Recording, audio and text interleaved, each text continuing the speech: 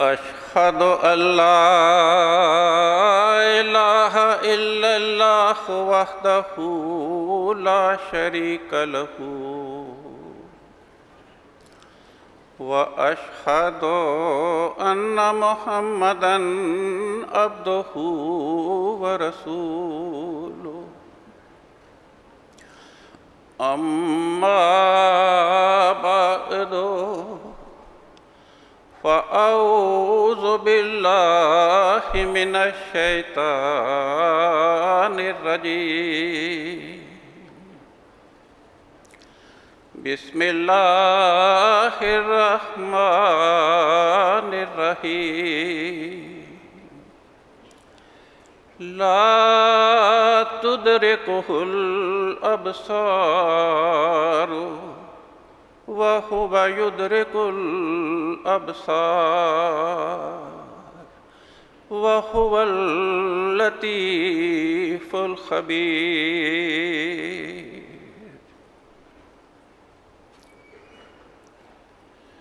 پیارے دوستو، جب ہستی باری تعالیٰ کے منکرین سے گفتگو کی جائے تو وہ اپنے خیال میں ایک بڑا معقول مطالبہ کرتے ہیں۔ وہ کہتے ہیں اگر خدا ہے تو دکھا دو۔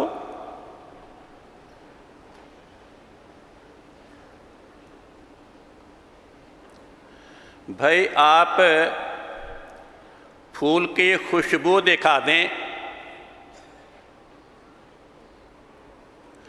لوہے کی سختی دکھا دیں،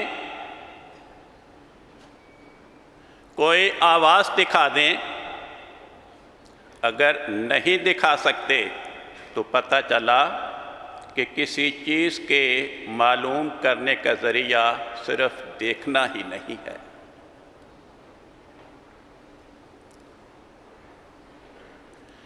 کئی چیزیں ایسی ہیں کہ انسان اپنے حواس خمسہ سے بھی انہیں معلوم نہیں کر سکتا۔ درد، غصہ، جو میں نے ابتدا میں آیت پڑھی اس میں اس مضمون کو اللہ تعالیٰ بیان فرماتا ہے۔ فرمایا لا تدرکہ الابصار، انسان کی ظاہری آنکھیں وہ خدا کو دیکھ نہیں سکتی۔ کیوں نہیں دیکھ سکتی؟ فرمایا اس لیے هو اللطیف، وہ لطیف ہستی ہے۔ انسان کی آنکھوں میں یہ استطاعت ہی نہیں کہ وہ کسی لطیف چیز کو دیکھ سکے، وہ مادی اور کثیف اشیاء کو دیکھ سکتی ہے، لطیف چیزوں کو دیکھ نہیں سکتی۔ فرمایا لیکن اللہ تعالیٰ وہ تو مجسم رحمت ہے، وَهُوَ يُدْرِكُ الْأَبْصَارَ، وہ خود انسان تک پہنچتا ہے۔ کیسے پہنچتا ہے؟ الخبیر، وہ خبیر ہستی ہے، وہ خود انسان کو آگاہی دیتا ہے، اپنی صفات کے ذریعے اس تک پہنچتا ہے، اپنی تجلیات کے ذریعے اپنے ملاقات کے پیاسوں کو اپنے شربت دیدار سے سیراب کرتا ہے۔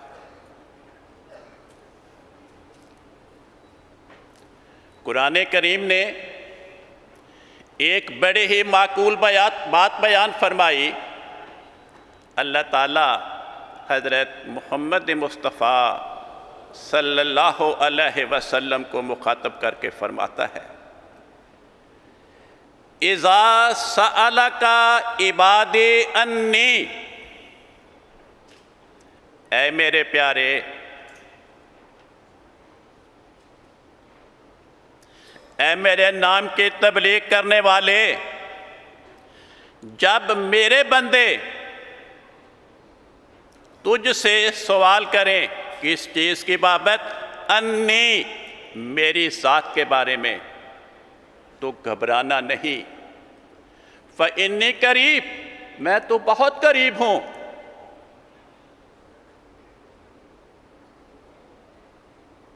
کوئی میرا دروازہ کھٹکھٹائے تو صحیح،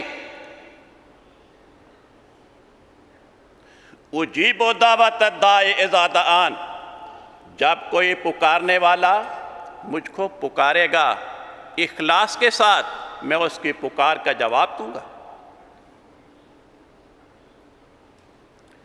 صلائے عام ہے تمام اخلاص کا دعویٰ کرنے والوں کے لیے،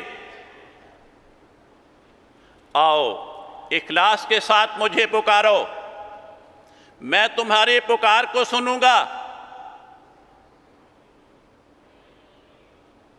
میری صفت سمیع، میری صفت مجیب تمہیں میری ہستی کی تجلیات کا مشاہدہ کرائے گی۔ کسی نے میری بات سنی، کیسے پتہ چلے سنی کہ نہیں سنی؟ بڑا آسان ذریعہ ہے، اگر کسی کو پکاریں وہ ہماری آواز کو سن لے تو کیا کرے گا؟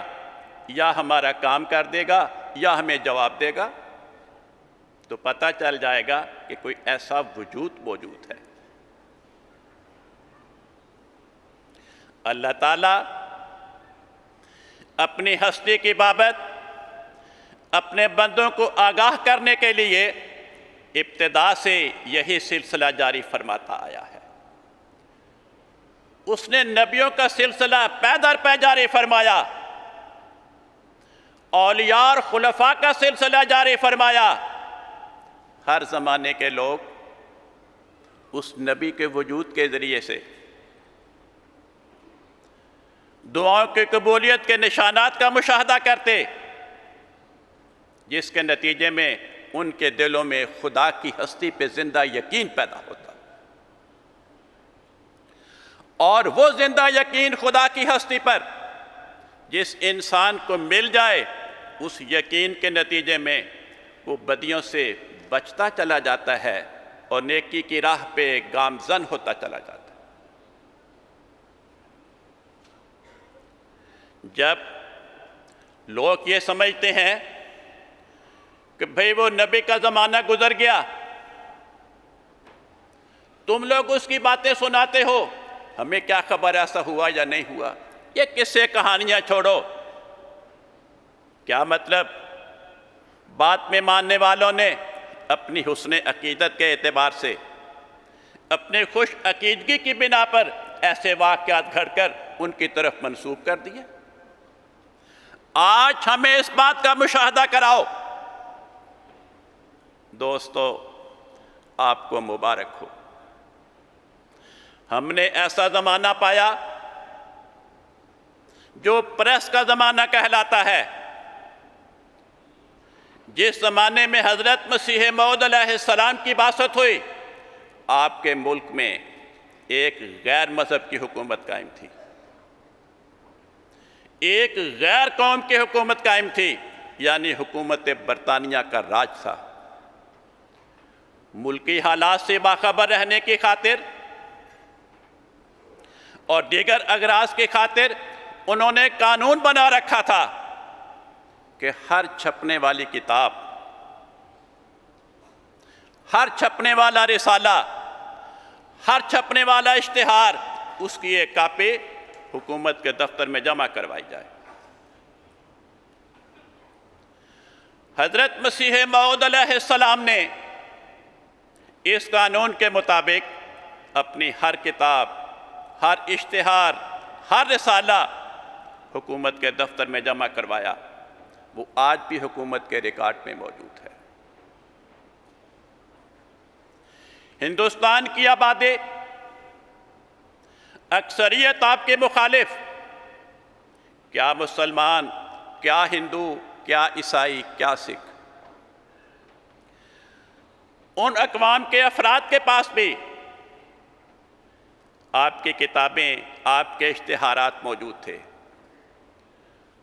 ان کے اداروں کے لائبریریوں کے پاس بھی یہ کتابیں اور اشتہارات موجود ہیں۔ جو چاہے ان واقعات کی تصدیق کر سکتا تھا۔ اس لیے میں چند مثالیں حضرت مسیح موعود علیہ السلام کی دعاؤں کی قبولیت کی آپ کی خدمت میں پیش کرنی چاہتا ہوں۔ جیسا کہ میں نے عرض کیا کہ جب انسان خدا کے حضور دعا کرتا ہے اور وہ دعا کو سن کر اس کا کام کر دے، انسان کہہ سکتا ہے اتفاقاً ہو گیا۔ لیکن اگر کوئی ایسا کام ہو جائے جو اتفاقاً بھی نہیں ہوتا، عام حالات میں رونما نہیں ہوتا، تو اس بات کو تسلیم کرنا پڑے گا کہ کوئی ایسی ہستی موجود ہے جو دعاؤں کو سنتی ہے اور دعاؤں کو سن کر ناممکن کو ممکن کر دکھاتی ہے۔ اسی ہستی کو ہم خدا کہتے ہیں۔ حضرت مسیح موعود علیہ السلام نے اپنے کتابوں میں ایک واقعہ بیان فرمایا۔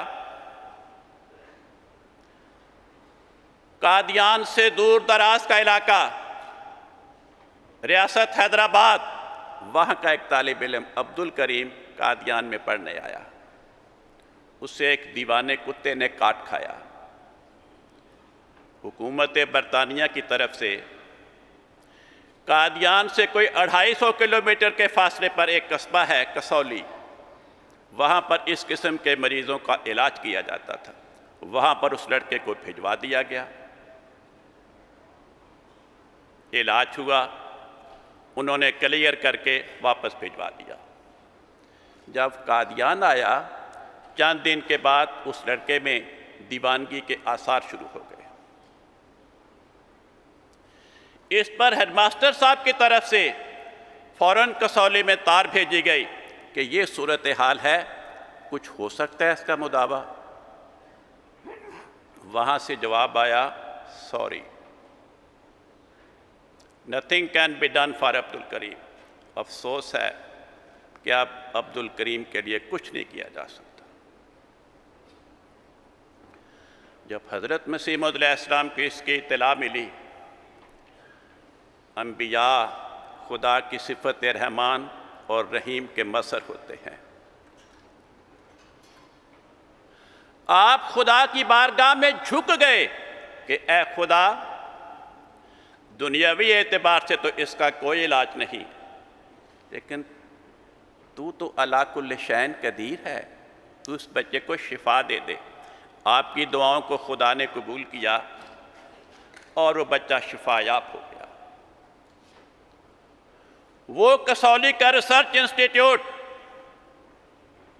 جب وہاں پر یہ خبر پہنچی، وہاں پر ایک مسلمان ڈاکٹر عبداللہ تھا، اس نے قادیان میں خط بھیجا کہ یہ بات سن کر تو سخت افسوس ہوا کہ عبد الکریم میں دیوانگی کے آثار پیدا ہو گئے، لیکن یہ بات معلوم کر کے بڑی خوشی ہوئی کہ اس کو دعا سے خدا نے شفا یاب کر دیا۔ اور اگلا فقرہ اس نے لکھا، اس قسم کی خبر ہم نے پہلے کبھی نہیں سنی۔ جب میں اس تقریر کی تیاری کر رہا تھا، انٹرنیٹ پہ میں نے چیک کیا، انٹرنیٹ کی مہیا کردہ معلومات کے مطابق نہ اس وقت اور نہ 125 سال گزرنے کے بعد آج تک اس بیماری کا علاج دریافت نہیں ہو سکا۔ اگر کسی انسان کو دیوانہ کتا کاٹ لے، اس انسان پر دیوانگی کے آثار شروع ہونے سے پہلے تو اس کا علاج ممکن ہے، لیکن اگر اس پر دیوانگی کا حملہ ہو جائے، اس کا علاج نہ اس وقت تھا نہ آج ہے۔ دوستو، جب یہ واقعہ حضرت مسیح موعود علیہ السلام نے اپنی کتابوں میں بیان فرمایا، تو کیا آپ سوچ سکتے ہیں کہ آپ کے مخالفین نے خاموشی اختیار کی ہوگی؟ کیا انہوں نے اس امر کی تفتیش نہیں کی ہوگی؟ انہوں نے میڈیکل سائنس کے ماہرین سے بھی رابطہ کیا ہوگا، کسولی کے ریسرچ انسٹیٹیوٹ سے بھی پتہ کیا ہوگا، اور قادیان کے حالات بھی معلوم کیے ہوگے۔ یہ ساری باتیں سن کر اگر وہ خاموش رہے تو کیا پتہ چلا کہ واقعہ درست تھا، اور اگر یہ واقعہ درست تھا تو پتہ چلا کوئی ایسی ہستی موجود ہے جس نے آپ کی دعا کو قبول کر کے دنیا کو وہ واقعہ دکھایا جو آج تک دنیا کی تاریخ میں کبھی رونما نہیں ہوا۔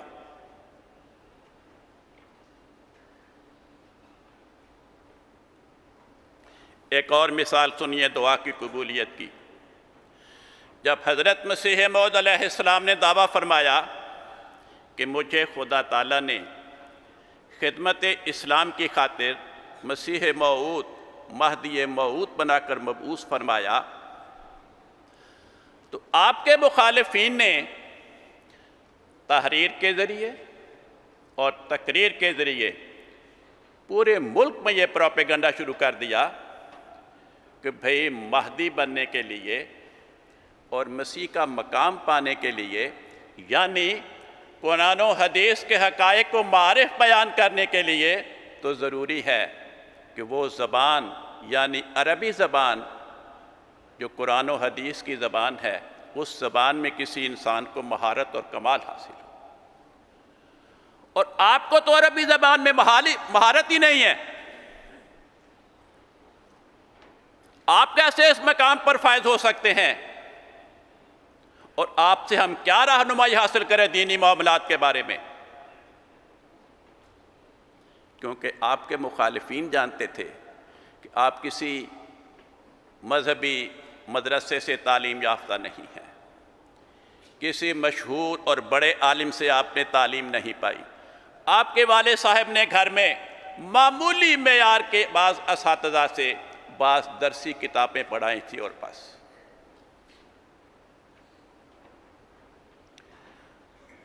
یہ اعتراض ایسا تھا جو عام فہم تھا، پبلک نے اس کا اثر قبول کیا۔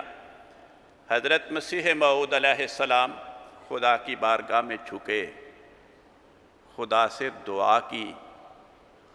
اس دعا کو قبول کر کے خدا تعالیٰ نے آپ کو عربی زبان کا 40,000 مادہ سکھا دیا۔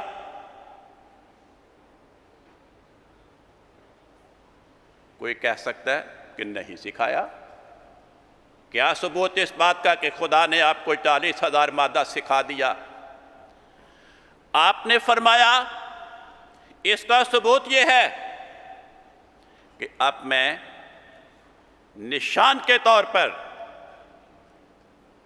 معجزہ نمائی کی خاطر عربی زبان میں فصیح و بلیغ کتابیں لکھوں گا، اور مجھے خدا نے بتایا ہے کوئی عربی زبان جاننے والا، خواہ وہ عرب کا باشندہ ہو یا عجم کا رہنے والا ہو، وہ میری فصیح و بلیغ کتابوں کے بالمقابل ایسی اعلیٰ درجے کی فصاحت و بلاغت میں مشتمل کتابیں تصنیف نہیں کر سکے گا۔ چنانچہ آپ نے خدا کی طرف سے اس دعا کی قبولیت کے نتیجے میں جب عربی زبان میں کمال حاصل کیا، 20 سے زائد عربی زبان میں کتابیں لکھی، اور مخالفین کی غیرت کو للکارنے کے لیے انہیں جھنجھوڑا۔ میری اس کتاب کا جواب لکھو اتنا انعام پاؤ، اس کتاب کا جواب لکھو اتنا انعام پاؤ۔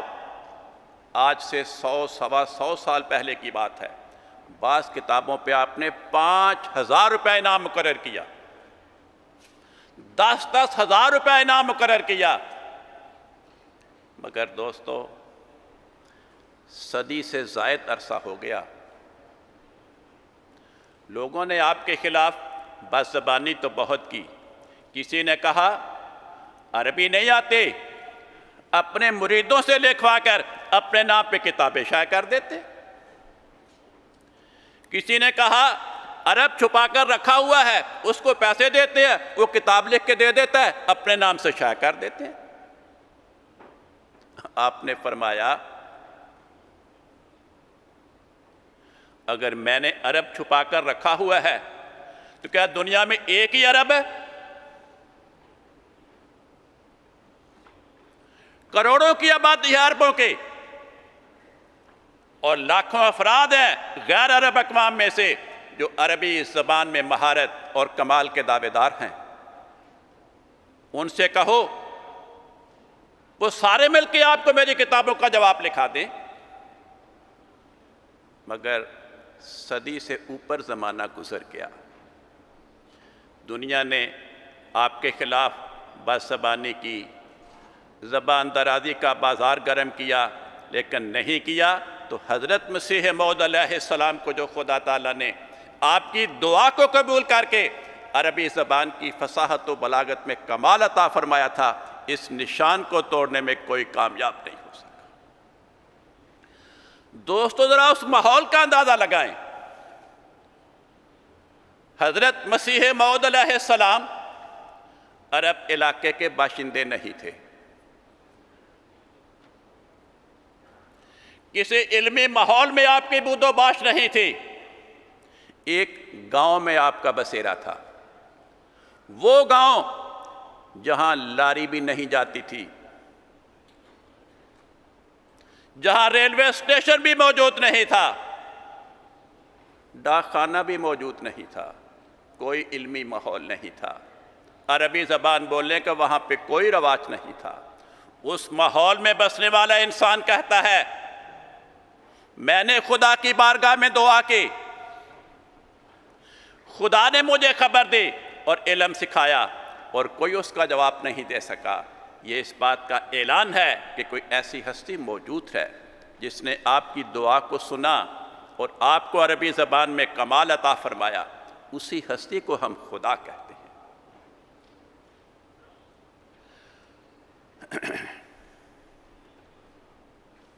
حضرت مسیح موعود علیہ السلام جن کو خدا تعالیٰ نے آج ہستی باری تعالیٰ کے لیے نشانات دکھانے کے لیے مبعوث فرمایا، آپ اپنی ایک کتاب میں بیان فرماتے ہیں، عربی زبان کا مختصر سا فقرہ ہے۔ حضور فرماتے ہیں اِنَّ دعائی یذیب الصخرہ، میری دعا سے پتھر پگھل جاتا ہے۔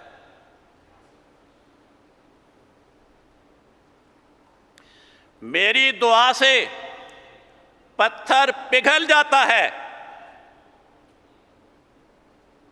ہم نے اس امام کے ہاتھ میں ہاتھ دیا۔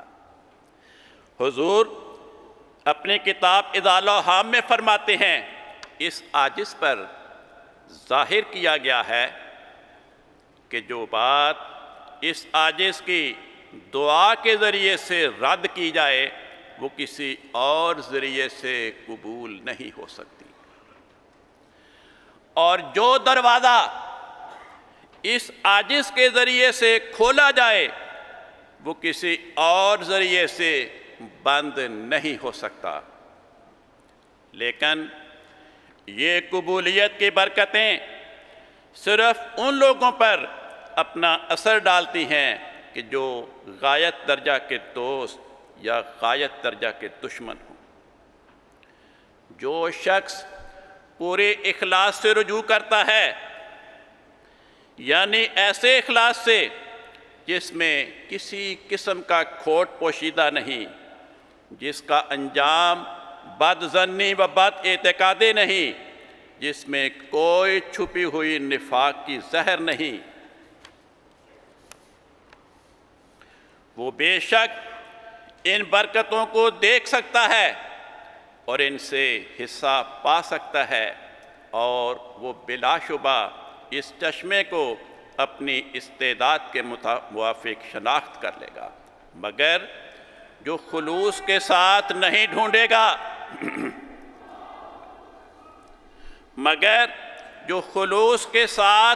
ڈھونڈے گا وہ اپنے ہی قصور کی وجہ سے محروم رہ جائے گا اور اپنی ہی اجنبیت کے باعث سے بیگانہ رہے گا۔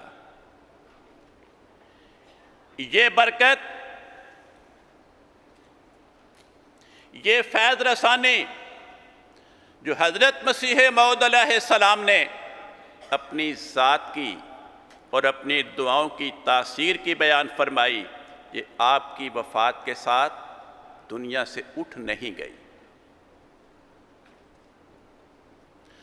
حضرت مسیح موعود علیہ السلام کی برکات کا سلسلہ دنیا میں جاری کرنے کے لیے خدا تعالیٰ نے آپ کے بعد خلافت کا نظام جاری فرمایا۔ وہ لوگ جو خدا کی ہستی کے قائل نہیں، جو اسلام کی سچائی کے قائل نہیں، جو حضرت محمد مصطفیٰ صلی اللہ علیہ وسلم کی سچائی کے قائل نہیں، جو احمدیت کی سچائی کے قائل نہیں، میں دوستوں سے یہ گزارش کروں گا، ایسے افراد کے ساتھ دوستانہ تعلقات قائم کریں، ان کے حالات سے واقفیت پیدا کریں، اور ان کی خدمت میں یہ عرض کریں کہ آپ اگر میری گزارش مان لیں، اپنی اس پریشانی کو دور کرنے کے لیے حضرت صاحب کی خدمت میں دعا کا خط لکھیں۔ یہ جو میں نے حضرت مسیح موعود علیہ السلام کا اقتباس پڑھ کر سنایا کہ کون میری دعا کی برکات سے حصہ پائے گا، اس کی وضاحت کرتے ہوئے حضرت خلیفۃ المسیح رابع رحمہ اللہ نے اپنے خطبے میں اس مضمون کو بیان فرمایا۔ حضور نے فرمایا، سب سے بڑا پیارا انسان حضرت محمد مصطفیٰ صلی اللہ علیہ وسلم کا وجود تھا۔ آپ نماز پڑھاتے تھے، آپ کے پیچھے مخلصین بھی نماز پڑھتے تھے، منافقین بھی نماز پڑھتے تھے۔ جب آپ دعائیں کرتے تھے، اہدنا الصراط المستقیم صراط الذین انعمت علیہم، کہ اے اللہ ہم نمازیوں کو اپنے انعامات عطا فرما، تو ہم کے لفظ میں سارے مقتدی شامل ہوتے تھے، اور آپ کی اقتداء میں نماز پڑھنے والے مخلصین بھی ہوتے تھے، منافقین بھی ہوتے تھے۔ حضور نے فرمایا، آپ کی ایک بھی دعا منافقین کے حق میں قبول نہ ہو سکی، مخلصین کے حق میں قبول ہوتی رہی۔ کیوں؟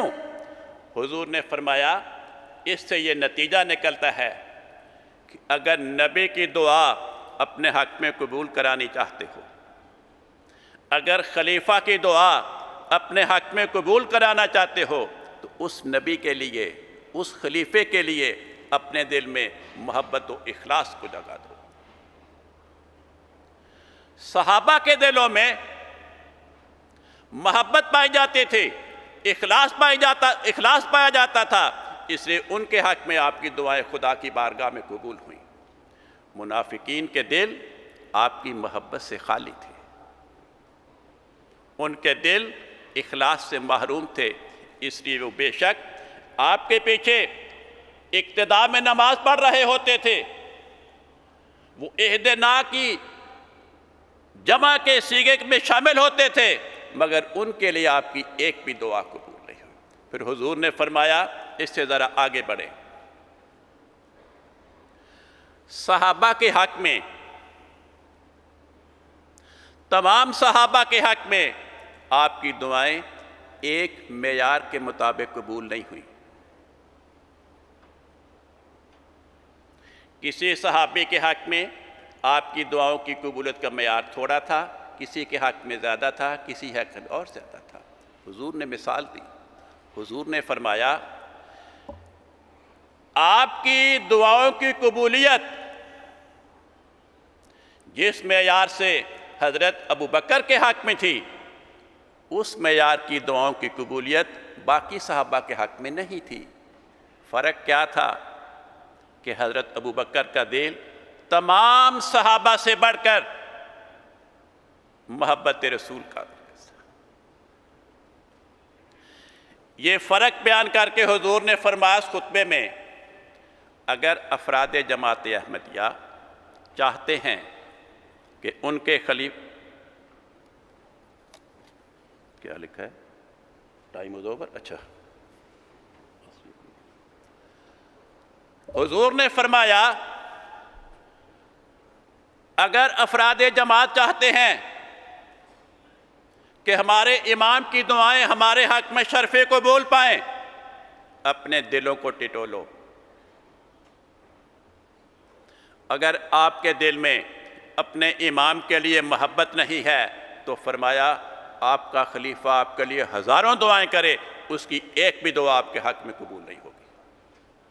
لیکن اگر آپ کے دل میں اپنے امام کے لیے، اپنے خلیفہ کے لیے محبت پائی جاتی ہے، اگر کسی وقت کسی بھی وجہ سے آپ اپنے امام کی خدمت میں دعا کا خط نہیں لکھ سکے تو آپ کے امام کی عمومی دعائیں ہی آپ کے حق میں خدا کی بارگاہ میں شرف قبولیت پائیں گی۔ یہ نکتہ بیان کر کے میں دوستوں سے عرض کرنا چاہتا ہوں اور اسی سے آپ سے اجازت لوں گا۔ جیسا میں نے پہلے عرض کیا، اگر آپ کے درخواست کو قبول کر کے کوئی کمزور احمدی، کوئی غیر احمدی، کوئی ہستی باری تعالیٰ کا منکر، کوئی اسلام کا منکر، کوئی احمدیت کا منکر اپنے حالات کے لیے حضور کی خدمت میں دعا کا خط لکھے یا آپ سے کہے کہ آپ میرے لیے حضور کی خدمت میں دعا کا خط لکھیں، آپ اولین فرصت میں حضور کی خدمت میں دعا کا خط لکھیں کہ حضور میرا فلاں واقف کار ہے، اسے یہ پریشانی دامنگیر ہے، اس نے مجھے دعا کے لیے عرض کیا ہے، حضور میں درخواست کرتا ہوں حضور اس کے لیے دعا کریں۔ وہ احمدی جو پہلے کمزور تھا، اگر وہ اپنے وجود کے اندر، اپنے گھر کے اندر حضور کی دعا کی قبولیت کا نشان دیکھے گا، اس کے اندر اخلاص پیدا ہو جائے گا، وہ پہلے والا احمدی نہیں رہے گا، وہ خدا کی ہستی کا منکر، وہ غیر مسلم، وہ غیر احمدی جو اپنے وجود کے اندر، اپنے گھر کے اندر ہمارے امام کی دعاؤں کی قبولیت کا نشان دیکھے گا، اسے ہم نے اور کیا بتانا اور کون سی دلیل اس کو سکھانی ہے۔ وہ دنیا کے حالات سے مجبور ہو کر بیعت نہیں بھی کرے گا تو نہ صحیح، لیکن اس کے دل میں خدا کی ہستی پہ یقین داخل ہو جائے گا، اس کے دل میں اسلام اور احمدیت کی سچائی داخل ہو جائے گی۔ مبارک وہ جو اس نسخے کو آزما کر دے گا۔